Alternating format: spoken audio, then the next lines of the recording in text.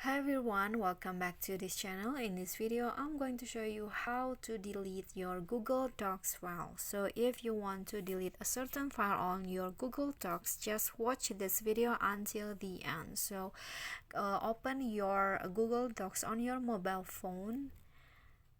And then here, if you want to delete your file, just click on the three dots icon beside the title, for example this one, and then scroll down until you find the remove option. Click on that and click on move to trash.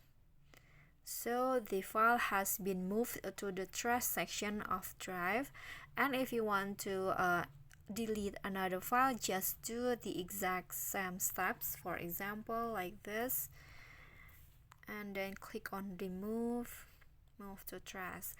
But if you want to delete the file permanently, just go to the trash section, click on the three lines here, and then click on trash.